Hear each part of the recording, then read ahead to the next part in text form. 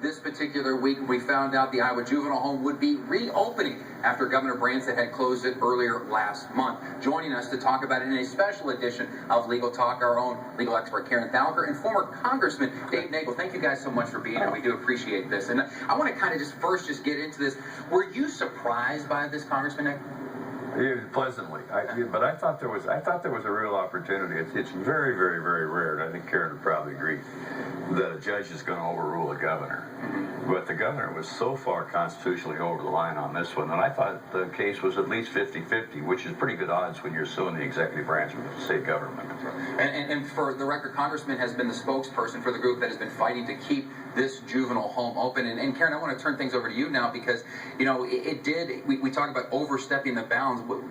What do these people, these 93 people do?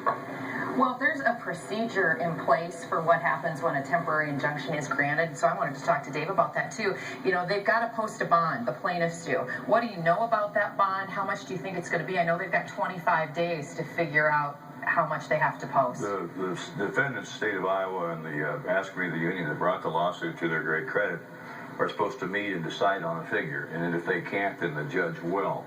But you got to keep in mind that ASCME is a national organization, and I think they have sufficient funds to meet whatever the bond requirements are. Once they post the bond, then the home should immediately reopen. And I think a lot of people too are saying here is a governor that could potentially be the longest serving governor in the state's history. What does he do now? Does he push back on this judge's decision?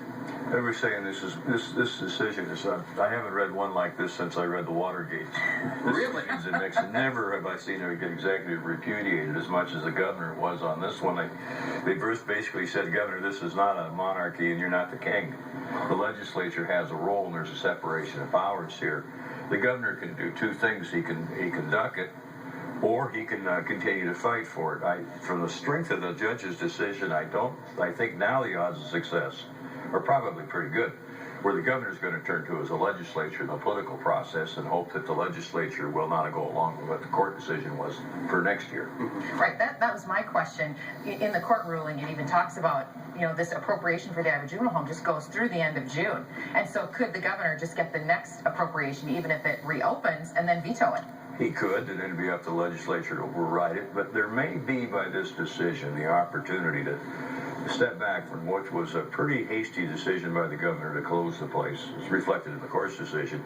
And maybe get the legislature and the governor together and the disability rights people that brought the lawsuit and sit down and see if we can't fathom a solution that's acceptable to everyone. So you've got two ways to go forward. The governor can stand firm and veto the legislation coming, or the governor can step back a little bit and everybody can get together, because the home was serving a pretty valuable function for troubled youth. Well, and Chuck Palmer just testified at that Senate hearing that there's still a need for those secure beds for the young women who need those types of services. We're on the internet with the kids that they just arbitrarily sent home, and they're on the website with the juvenile home, and they're saying, let us come back. I mean, these kids that were supposedly abused want to come back to the home. So hopefully there's a solution that's coming that will satisfy everyone. But if we don't get those kids taken care of, there's going to be a tragedy out there, and that's something we all hope to avoid. And I think we ran a story a little while ago in regards to a couple kids that have gone missing since they have been removed from this particular home. So this has created more problems outside of the court system as well. Oh, you're absolutely right. There are missing kids. There's one young lady that was a self-harmer who hadn't self-harmed herself in 5 months. Within 2 weeks after discharge from the home, she was back abusing her body. So, you know, there's going to be some real tragedies out there if we don't get a stable, safe environment reestablished for these kids. And that's essentially what the court decision says, although it did it on constitutional grounds, that the governor is not a king, he's just a governor, and he has to work with the legislature. And the people in Tama and Toledo and the people who work there, they want to know when it's going to reopen. If everything goes through, what's the earliest that you could see this reopening? What, 25 days? but here's the thing, the governor can take an appeal. Yeah. And that's called an interlocutory appeal. We're only on the preliminary injunction. Yeah. So the governor could take an appeal, and then the question would be whether the court will allow the injunction to be lifted while the appeal is pending. And I don't think this court, by that language, is going to do that. So I think 25 days is probably a pretty good target date. All right, Congressman Nagel, Karen, thank you guys so much for being here this morning. We're going to continue, of course, to stay on top of this story, but we're going to take a short break right now. This is Today in Iowa on KWWL.